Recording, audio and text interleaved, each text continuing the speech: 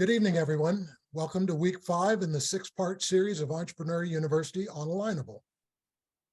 Just to recap, in the last 4 weeks, we've discussed how to maximize your probability of achieving entrepreneurial success by pursuing ideas fueled by your passions, how to laser focus on uniquely solving problems for customers that your competitors either ignore or underserve, how to enhance the probability of success by forming unconventional strategic alliances with much larger companies, and how to provide world-class customer service to transform customers into brand evangelists. This week, we're going to discuss how to access capital by understanding what motivates others to invest in your vision. I've mentioned in previous sessions that my last venture was a private cloud computing technology venture that I sold a decade ago. I launched this business with $2,000 in startup capital from personal savings and couldn't afford to pay myself for the first full year in business, which caused all kinds of unnecessary strain on my marriage. So I went to the bank I had banked with for 17 years to attempt to get a $100,000 small business loan and got promptly turned down with no explanations as to why. I had no choice but to stop looking for capital and start focusing on extracting as much profit as possible from my business. So I established 4 financial goals for my business. 1, get gross profit margins to exceed the technology services industry average by 10% or better as quickly as possible. And if you guys anyone's not familiar with the term gross profit margins, that's merely total sales minus cost of goods sold. 2, get EBITDA as high above 20% as possible. EBITDA stands for earnings or net income before interest, taxes, depreciation, and amortization. If you're unfamiliar with depreciation, that's when you write off a tangible asset like a building or a piece of equipment. And amortization is when you write off an intangible asset like goodwill, a patent, trademark, or copyright. 3, limit payroll to only covering the mandatory personal expenses necessary for the 3 co-founders to survive. And 4, getting the business cash flow positive as quickly as possible. And business cash flow is positive when your monthly revenues exceed your monthly expenses. When I accomplished all 4 of my financial goals and no longer needed capital, guess what happened? Banks started chasing me.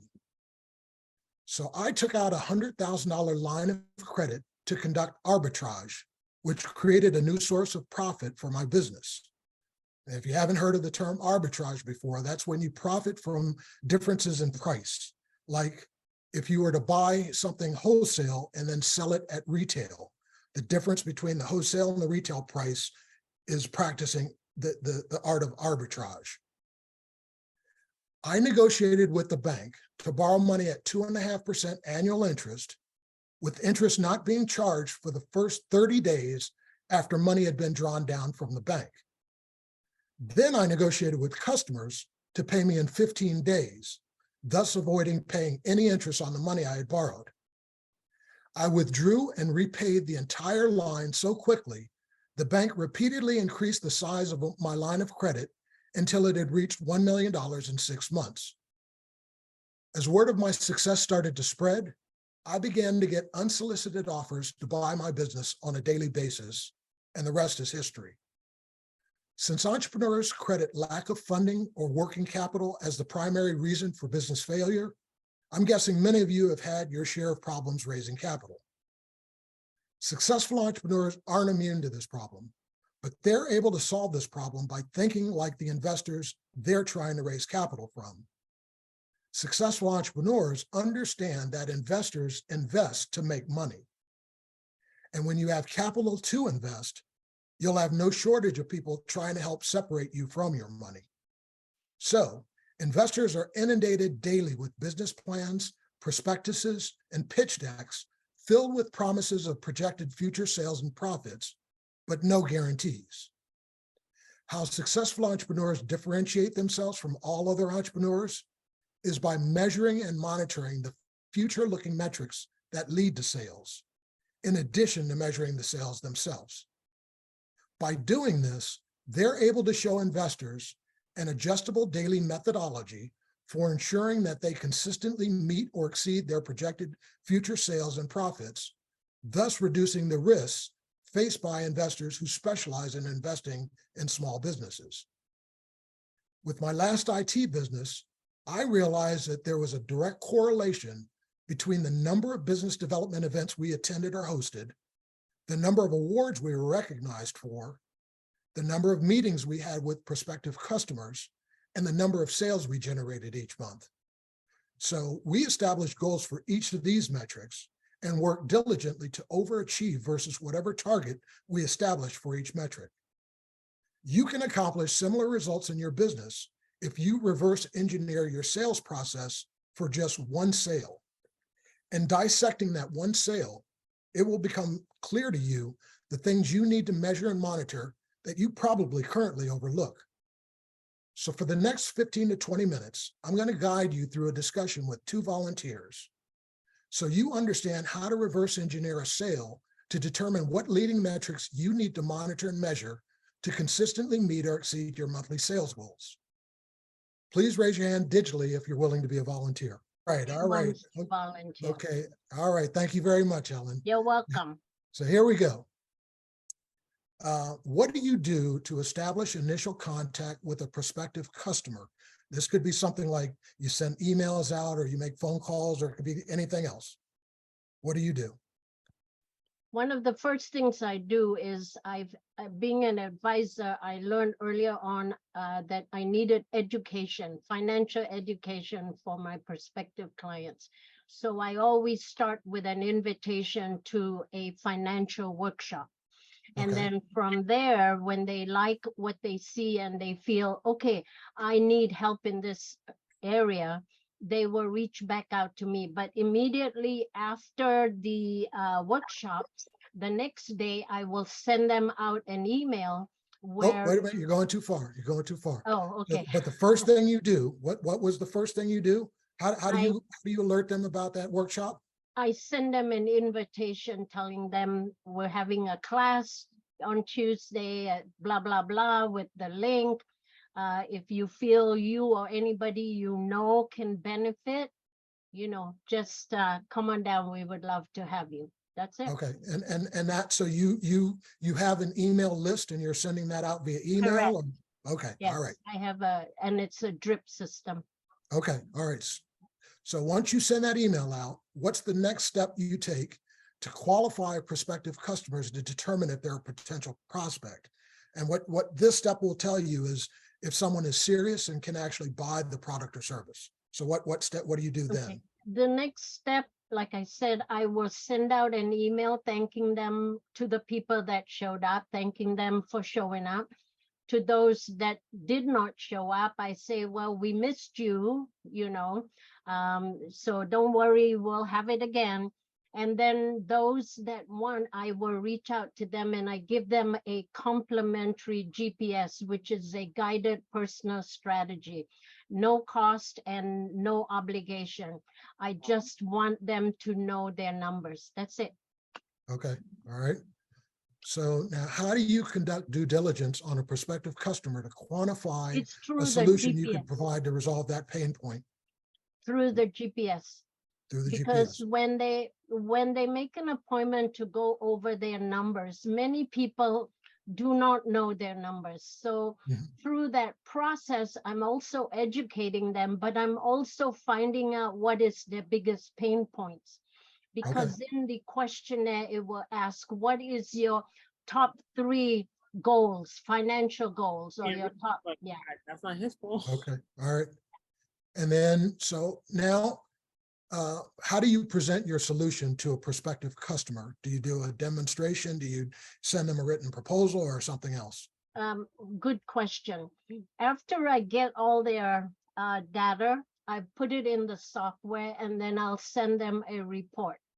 And it's a very nice, I don't know how many pages, depending on the assets. Then I'll tell them, if you want to discuss this further, let's discuss it. Here's my calendar, make an appointment. Okay, And then they'll make an appointment with me, and then we will discuss it. And then I will give them solutions. all right, Which, hold on, you're going too far. So when you, sorry, I'm hungry. the appointment, so the next question was, how do prospective customers communicate to you any concerns they have about your solution? And that's where the appointment comes in, correct? Correct.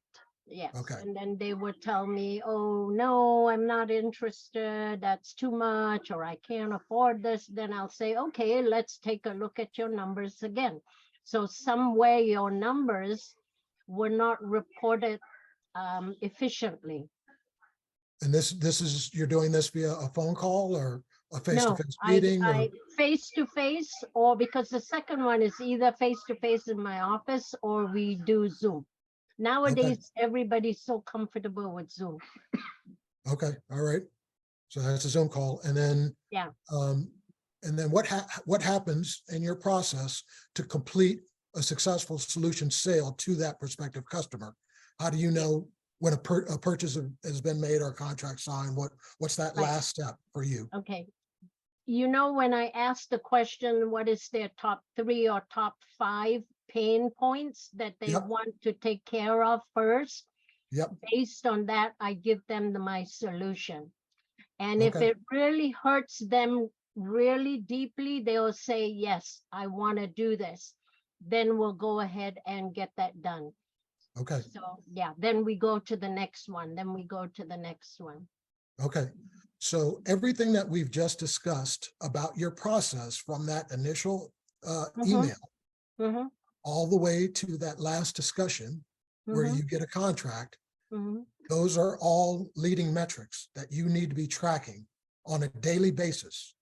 So Right. you need to look back. If you look back at one sale and say, how many of each of these things did I do, and what you just described to me, to get Right. to ultimately get to that one sale, you Right. now understand how many emails you'd have to send out to get a sale, Right.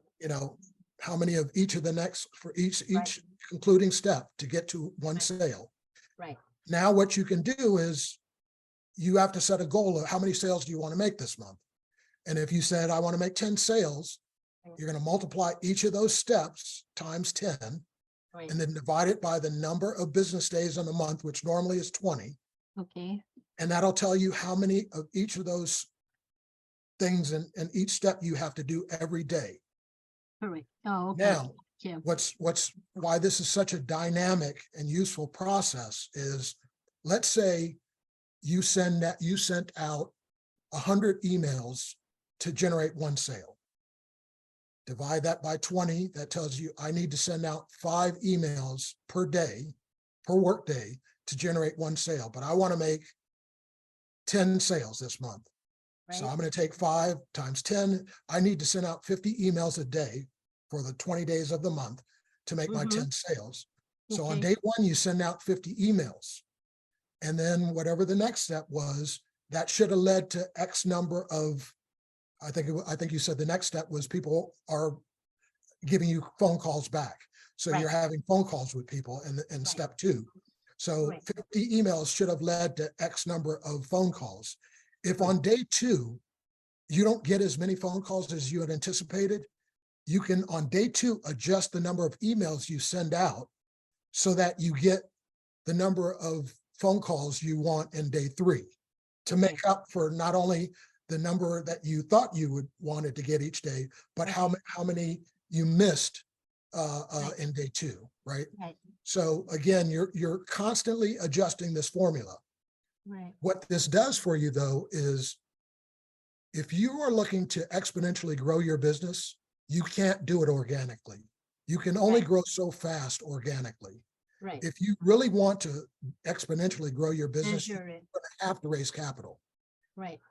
The beauty of having this type of formula or this type of system is that when you go to raise capital, the investor is going to say, well, I need to see your pitch deck. I need to see your business plan.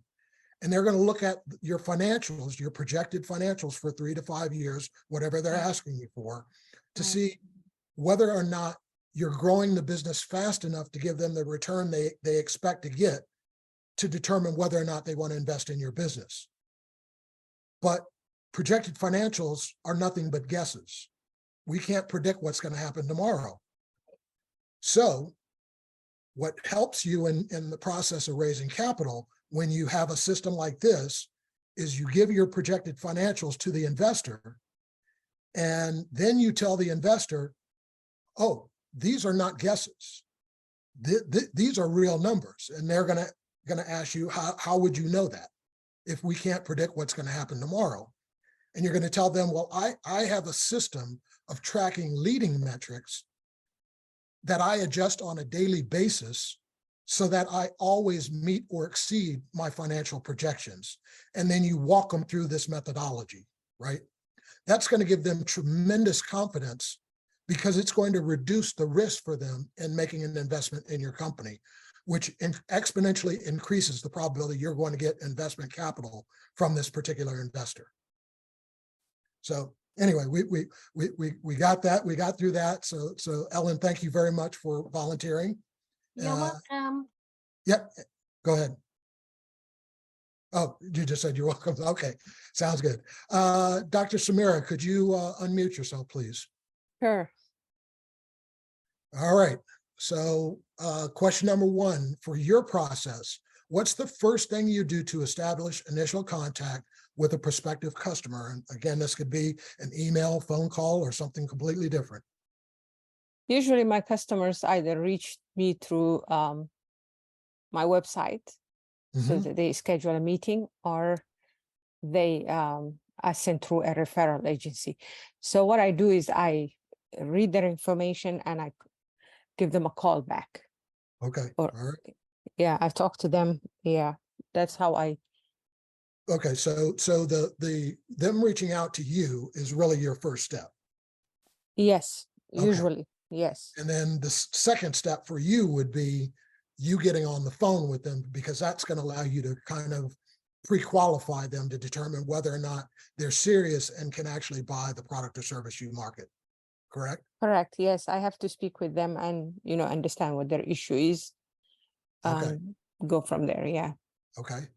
And then what do you do to conduct due diligence on a prospective customer to actually quantify a solution that you can provide to resolve whatever pain point you uncover when you're talking to them on that first call? Well, mostly I'm dealing with human beings, right? So most of them, their pain points are elderly population. So mainly, either the son, the daughter, or some granddaughter is taking care of them, and they're so pressured. So I understand their pain points. Yep. Like I don't have time, I'm always late for work, or whatever their issues are. Yep. And then I empathize with them.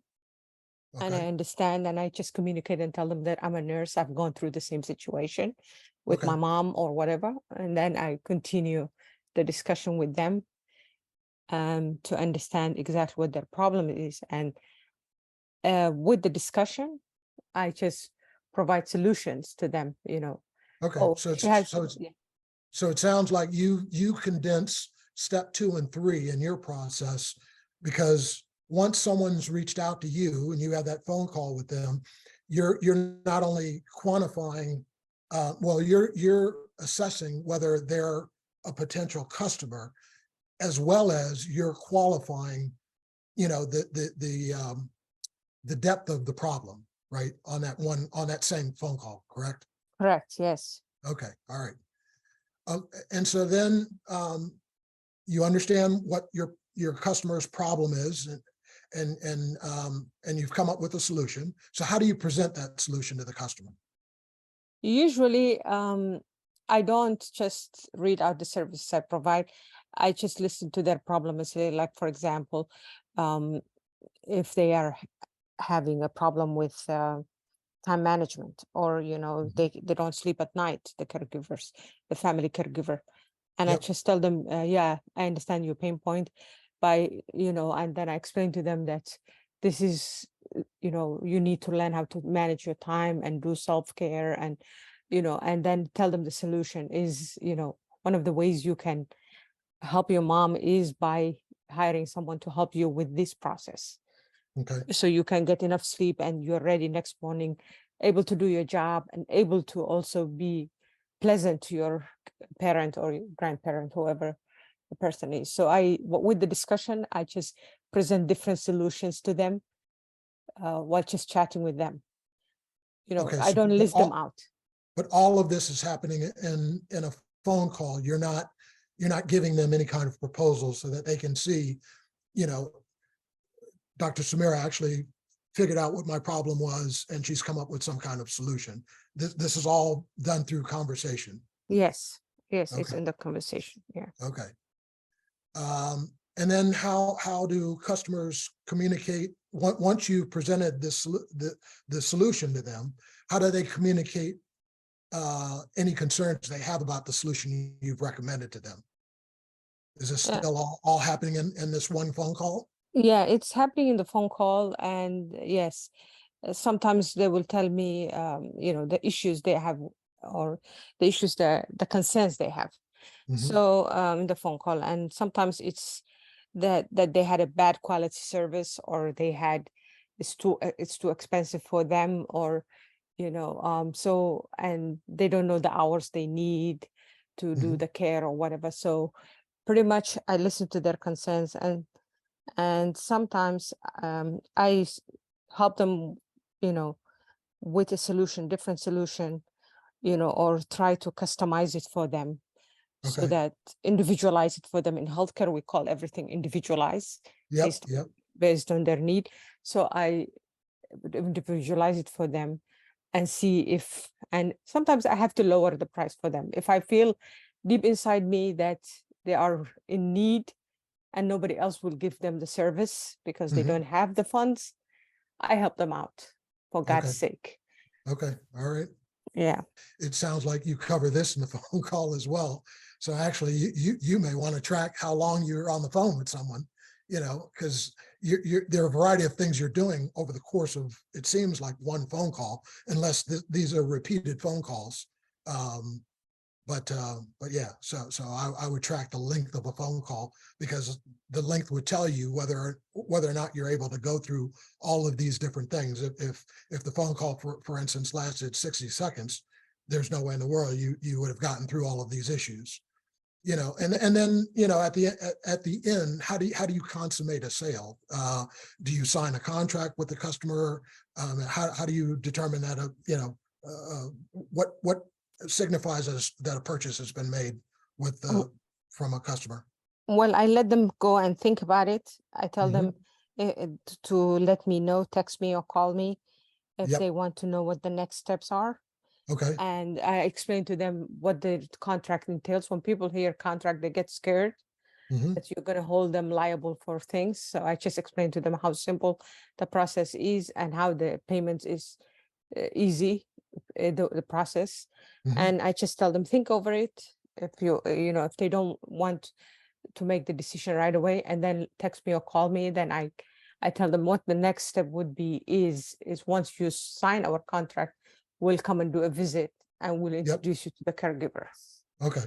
So there is an actual contract that they would sign. Yes, yes. Okay. So it sounds like you have a pretty abbreviated process. It's someone's reaching out to you on your website. That leads to one phone call, which could be short, or hopefully it's a fairly elaborate phone call, which then leads to you sending them a contract. Yes. All right. Recently I had one that actually, because brother and sister couldn't reach an agreement, Mhm. the sister is doing all the, handling all the everything that parents need, but the brother is going to pay for it. So Okay. she demanded, since she's doing all the background work, he needs to pay for it. Mhm. So they had to go back and talk to each other and make a decision and then call me. And actually, it was a quick sale with them, even though they Okay. had so many issues between them. Right. Yeah. Okay. So I mean, in your case, it's tracking the activity on your website where people are reaching out to you. It's then, the phone calls that you make, and then ultimately the number of contracts that you're ultimately giving to prospective customers. So as I said, your process is fairly abbreviated. What you may want to track is in that middle piece where you're having those phone calls is the actual length of the phone call. I'm guessing that the longer the phone call is, the more opportunity you have to, identify the pain point, assess how bad the pain point is impacting the customer. You're able to come up with a solution or multiple solutions, relay that solution to the customer, have them give you feedback on the solution you're providing, which ultimately gets you to a contract to give them. So yeah, but these are the things that you want to track versus, as I said, if all you're tracking are sales and how much profit you make, if you don't like your numbers at the end of the month, you can't do anything to change those numbers. That activity has already happened. But if you track all this stuff that happens before the sale is made, you can actually begin to impact the number and volume of sales that you have on a monthly basis. And again, this is going to be perceived very positively by investors when if and when you get to a point where you want to raise capital. So, Dr. Samira, thank you very much for participating. Thank you. So before we get to questions and answers, I want to thank everyone for carving out an hour on a Monday evening to participate in this 5th session of Entrepreneur University Onlineable. Hopefully you can join me again next Monday evening, where we'll complete the Entrepreneur University series with a discussion on how to build the A team capable of helping you realize your business vision. So with the time we have left, I'd like to answer whatever questions you have about what we've covered tonight. I have a question. Okay. So based on the steps you provided us tonight, of the questions. So Yep. if I want to check if the process I used with the last client worked, Yes. that led to the contract, Yeah. I could just follow the same steps and see if I end up with a contract or not? Yeah, absolutely. You want to take a completed sale and reverse engineer the process that we just went through to see how many people came to your website and reached out to you. How many people did you then have phone calls with to ultimately get to that one sale?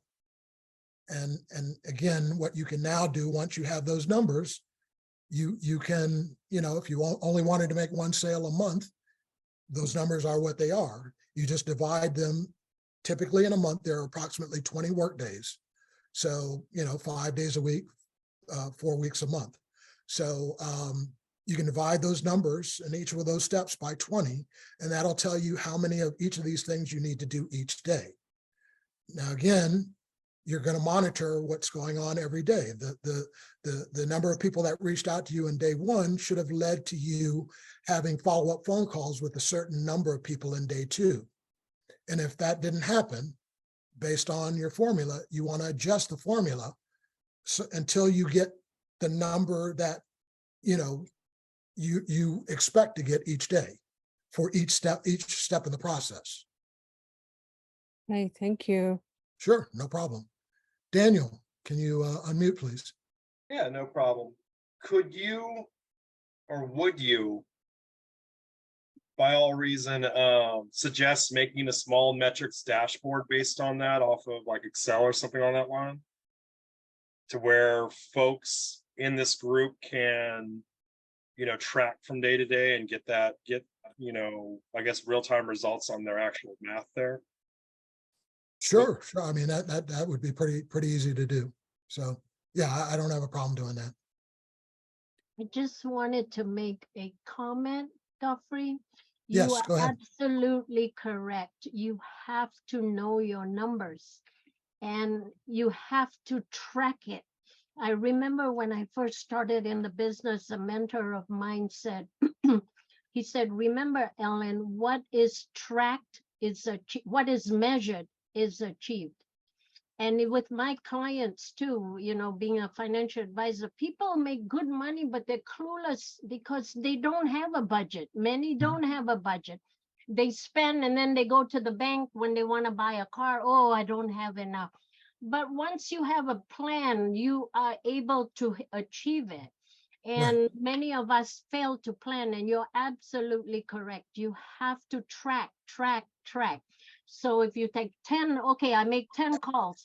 From my 10 calls, I'll get 5 that or 3 that will respond, and 2 will actually become a client, or 1 will become a client. And then, so if I want to get 10 sales, I got to make 30. For every Yep. 10, I get 1. So, so yeah, no, very good point. Thank you for this. I Yeah, appreciate no problem. I mean, you're absolutely right. You have to track this because again, if you're looking to exponentially grow your business, you are going to have to raise capital. You cannot do this organically, right? You can grow organically, but you can only grow to a point organically. If you're really looking to grow to several $100 million or $1 billion company, you're not going to get there organically. You're going to have to raise capital because when you get every industry is different, but when you hit a certain revenue point, you are going to alert competition in your industry. And what competition is going to do is one of the things they're going to do is they're going to undercut your pricing. And so if you can't bring enough revenue to the table to be able to compete with your competition, you're going to go out of business. So, and when you go through that process of raising capital, and I have this conversation with entrepreneurs all the time. I'll ask someone, have you tried to raise capital before? And if they say yes, I said, I'll ask, tell me what the first thing an investor did when you gave them your pitch deck or your business plan. And then I'll very quickly say, stop, I'll answer for you. They went directly to the financial section of your pitch deck or business plan. The reason why they do that is because if you have money to invest, let's say you're the entrepreneur coming to an investor and you're trying to raise $1 million. If I have enough capital to invest $1 million in a small business, well, first of all, you eliminate all institutional risk by investing in 18 or more different things, right? So I'm going to have at least $18 million to invest 1 million in a business. We'll round this up to 20. So I'm going to have 20 million. I'll invest $1 million per business. I'm going to invest in 20 different businesses. That eliminates all risks. If we're in a recession, there are industries that do very well in recessions. If we're not in a recession, there are industries that do very well. So if I'm in 20 different things, I'm going to make money no matter whether we're in a recession or not. It doesn't matter what the economy does. So, but if, in order for me to be able to invest $1 million in your business, I'm going to have 20 million of investable capital. So now if I've got $1 million that I can invest in any one given business, there are a myriad of things that I can invest $1 million in. I can put $1 million into a mutual fund. I can buy gold. I can buy art. I can buy real estate. And I know what the guaranteed rate of return is for any other alternative investment. I also understand the level of risk in making that investment for any alternative investment type. The most risky thing that I could put my money in is to invest in a small business. So an investor is going to, when they're having this conversation with you and you're asking for $1 million, they're going to look at what's the next riskiest thing I could put my $1 million in and what's the rate of return. Let's assume it's 20% I can get putting it whatever this other thing is. When you're talking to me, I need to know what's the rate of return you're guaranteeing me. If it's not higher than 20%, you're not getting my money because I'm going to put it in a less risky investment and get my 20%, right? So a lot of times entrepreneurs don't get capital, not because their deal is bad, it's because they're talking to the wrong person who's not predisposed to do the type of deal they have, right? So the other piece of this is the investor is looking at your financials. They go straight to it because based on your financials, anyone that understands finances, they can do an ROI calculation in about 15 seconds. You know, all they need to know is how much money you want, how long before you're going to repay them, what type of exit event are you going to have to give them their money back, what percentage of your company are they going to get for that investment. They're going to look at what are your projected financials in the year that they're going to get their money back, so they understand what your company is worth times their percentage ownership tells them what they're going to get if they cash out. And now they can do their calculation, and they can determine. You don't need to tell them what their ROI is. They'll do it for themselves. So again, an investor is not going to tell you any of this, right? You got to know who you're talking to understand what their expectation is as far as an ROI is concerned, so that you're in front of the right person, depending on what your financial projections are. So the last piece of this is, and this is why entrepreneurs have to understand financials. You cannot let someone else do this for you and try to present it in front of an investor. An investor wants to know, you know, your numbers. Yep. You know, and if you don't know your numbers, you're not getting money from that Nope. investor. Yep. So only you can defend your financial projections. So that's why you need to know this. So anyway, I'll get off my soapbox. So, I saw Sam, you had your hand up. I don't know. I don't know if I answered your question already or. Yeah, I felt like you answered it, Jeffrey. Oh, Thank you. okay. All right. Yeah, me Sounds too. good. You answered my question. Okay. All right. Sounds good. All right. Thank you. We had a Um, question in the chat from Portia, Yep. Go ahead. and I'm going back up here to see. Let me see. She asked, so when you're tracking, is it based on consistency of the numbers to determine the exact expectation of sales? It's really based on a completed sale, right? So if you look at a completed sale, you know, and then you reverse engineer what happened leading up to that sale, the numbers are what they are, right? That for each step in your process, and everybody's process is different. But those numbers can change because what happened on one sale may not happen in another one. So, but you have to start with, you know, what are the metrics that led to the one sale I can measure? I'll make an assumption that if I do everything I did that time in that previous sale, the numbers that same activity will lead to another sale, but they may not. This is why you adjust this day every day. You know, each step leads to a certain number of activities in the next step.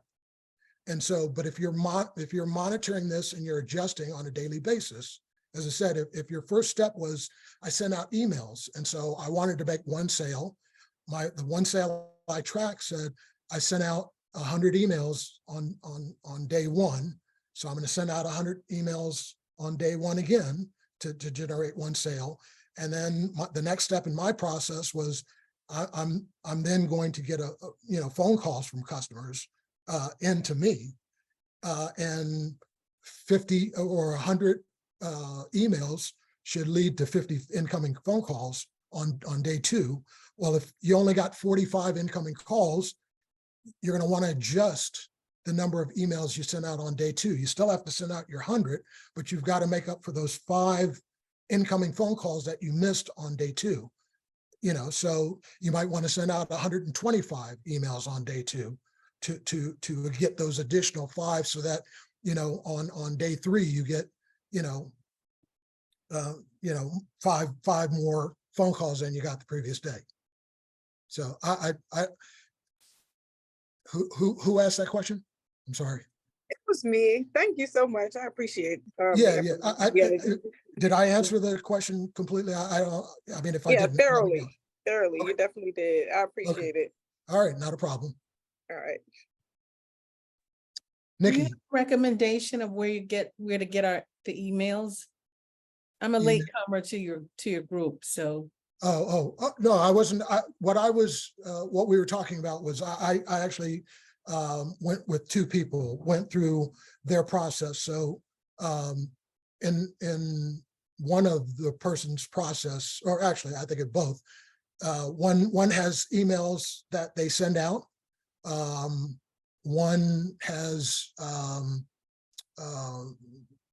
through their website, they're getting responses into them through their website. Actually, I think those were incoming phone calls. So one person was actually sending emails out. That was step one in their process. That doesn't mean it's your process. I don't know what your process is. Your process could be different. But you know, all I'm discussing is for you to understand what your process is that leads to a sale. What are each of the individual steps? How do you discover an opportunity? How do you qualify an opportunity? How do you assess the severity of the opportunity? How do you negotiate with the client, or how do you provide a solution? How do you discuss the solution that you've offered to the client? And then ultimately, how do you assess whether a sale has actually been made, whether it's giving them a contract, you're just getting money in Stripe or something like that, or whatever the case may be. So again, everyone's process is different. This is more about understanding, taking one sale that you've already completed and reverse engineering what steps you took to actually generate that sale, and then measuring and monitoring those leading steps up to a sale, instead of only just measuring a sale itself. So, when you're reporting taxes, you have to provide the IRS with a P&L statement, a profit and loss statement. That's a lagging, those are all based on lagging metrics. It's activity that's happened in the past. You can't change what's happened in the past. So if at the end of the year, the end of the month, the end of the day, you're like, I wanted to achieve this, I didn't. There's nothing you can do about it. However, if you focus on the leading metrics, then as you establish goals of what you want to do each day, each week, each month, each year, each quarter, you have a better chance of achieving or exceeding your goals because of how dynamically you're measuring and monitoring the activity that leads to you achieving those goals. So hopefully I answered that. Yes, thank you. Sure. Ellen, please. This is not a question. Marilyn had posted, and I think she did not mean for this question to come to me.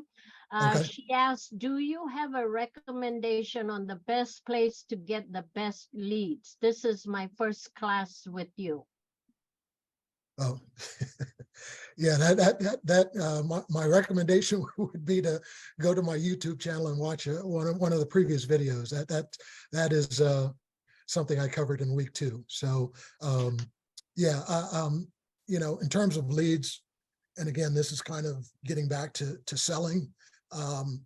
Sales are most effectively done through service. Yes. I say this having spent the first 11 years of my career in sales with Xerox and AT&T. And my second job, as I said, was with AT&T. And, in my second year with them, first year in the field, I was AT&T's #1 sales rep in the country. And it wasn't because I was great at sales. I'm not a great salesperson. It's because I was befriended by someone in our service group who explained to me how they do what they do. And then I started going to customers and helping them uncover pain points and coming up with solutions. And it just led to solutions for products and services that I sold, and I was able to make sales. But it wasn't because I learned some, really great sales techniques and was able to effectively do that.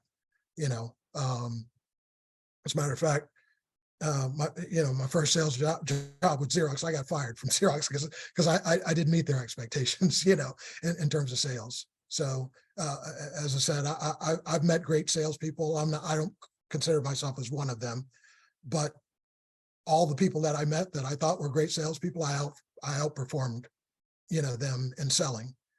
Again, because the best sales are done through service, not through selling. Yeah. You know, and you know, when you think about selling, you know, think about someone who reaches out to you to sell you something.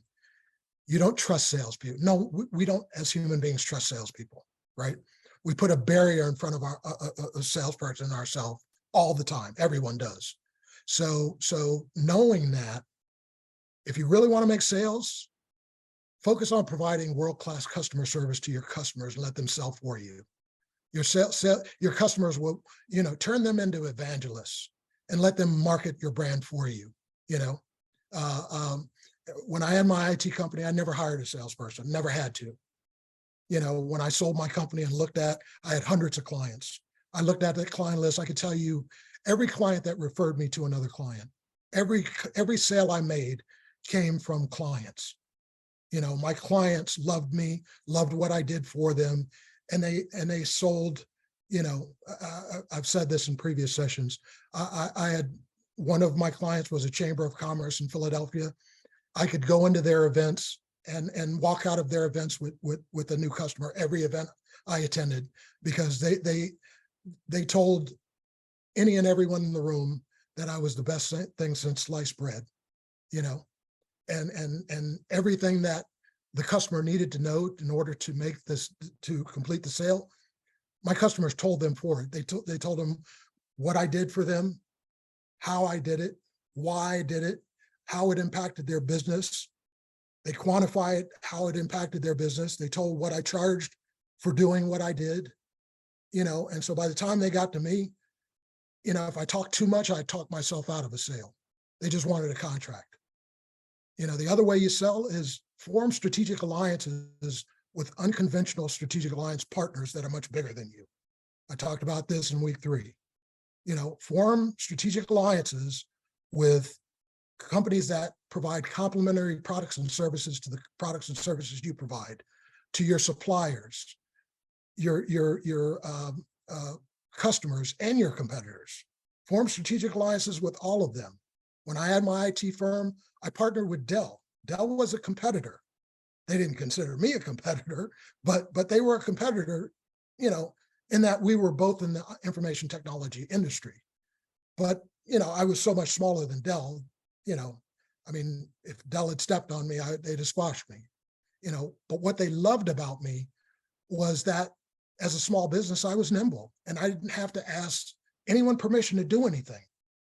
And Dell's a huge, you know, company, multi-billion-dollar company with so many layers of management. You know, I would tell people if someone from Dell saw a $100 bill out their window, they'd have to ask for 10 levels of management approval to step up from their desk and go outside and get the $100 bill. It was easier for them to get me on the phone, tell me they saw a $100 bill out their window. If I'd come to their office and get it and bring it to them, they'd give me $10. That's the easiest $10 I ever made, and the easiest 90 they ever made. You know, I didn't have to do anything to discover the $100 bill, and they didn't have to do anything to get the 90. You know, so that's the beauty of being a small business. You know, I've also said that, you know, you talk to any big company CEO that's been with the company since it was founded. Ask them when they had the most fun in their company, and I guarantee you they'll tell you when it was first launched. If you're a true entrepreneur, you hate working for a huge company. The goal is to make your company huge, but you're going to hate working for your company when it gets that big. You're going to want to exit because it's not going to be any fun anymore. Entrepreneurs don't like bureaucracy, you know, and big companies have bureaucracy. You have to get anything done. You know, and last but not least, you surround, and I'll talk about this next week, surround yourself with brilliant people, the best and brightest. You know, whether they're your co-founders, executive leaders, your management team, your employees, your advisors, your board of directors, they have to be the best and brightest. That's what gives you the best chance of executing on whatever the vision is you have for your business. And guess what? All of those people, particularly when they believe what you believe, have vested interest in your success. They'll market your company for you. So when you have these types of advocates, customers, strategic alliance partners, employees, advisors, You don't have to sell. Other people sell for you, and they do it more effectively because they sell to their peers. They have trusted relationships with people. They're not considered salespeople. So a barrier is never put in front of that person when they're talking to them about your products or services. It's like the analogy I always give people is, you know, if you have a daughter and she's in Girl Scouts and she's selling Girl Scout cookies, who's the first person she's going to go to sell her cookies to? Her parents. Why? She has a trusted relationship with them. They don't want to say no. Develop that type of relationship with your customers, with your strategic alliance partners, with the people that work with you, and you'll get those kinds of results. And Nikki. after the parents, you go to the grandparents. Yeah, exactly. Exactly. They definitely won't say no. That's how you do it. Go Yeah, parents yeah. first, then grandparents, then aunts and uncles. Yeah, that spoken like a true Girl Scout. You must Yeah. have sold Girl Scout cookies. No, my granddaughter was a Okay. Girl Scout, so I always, every time, boxes and boxes. No wonder I put on so Yep, much yep. weight. Yeah. And you've never told her no, have you? Yeah. Never Exactly. mind my granddaughter. I go to the store. I have to keep saying, "Don't buy, So, don't buy, don't buy." Ellen, sorry, don't want to cut you off, but we have just about a Oh, minute. and a yeah, half, so sorry. we want to get everybody out on time, and Nikki Okay. has her question. Nikki, go ahead. Actually, I'm sorry. It was really in lieu of something you said earlier, and I just lost track and did take my hand down. But I thought I heard Marilyn ask about where did they get the emails from? Marilyn, did you ask that question, or did I misconstrue what you were inquiring? Yeah, the emails. Okay, so that's what I thought she was asking. So what I was going to share for that from my own personal experience, being in sales and marketing, and I actually retired as director of sales, is it was something that somebody said earlier. You measure your success, one, by trends from the activity that you do, each variable. But your emails will either come from one of possibly 3 to 4 things. It can come from, Ms. Geoffrey said it best, when you're networking, you make sure you gain that person's information, and you make sure they have your information, and you use their email, their contact, to send them what you want to present to them, right? Not necessarily what you want to sell, but what you want to present to them to attract their attention. Or you could use a CRM, and or if your company has a database from previous sales, you can go back to previous sold people that has great views for your business, and utilize them to be your referral people to gain you even more customer base emails. Does that All right, help? and it sounds like the two of you need to Yes, connect thank you. and do it one-on-one, and you guys can go into that in much greater detail. So again, if there are no more questions, I want to be conscious of everyone's time. Again, I appreciate you guys, you know, giving up an hour on an even when you could be spending this time with your family. So thank you very much. Hopefully, again, you can join us next week, next Monday at the same time, and that'll be our final session.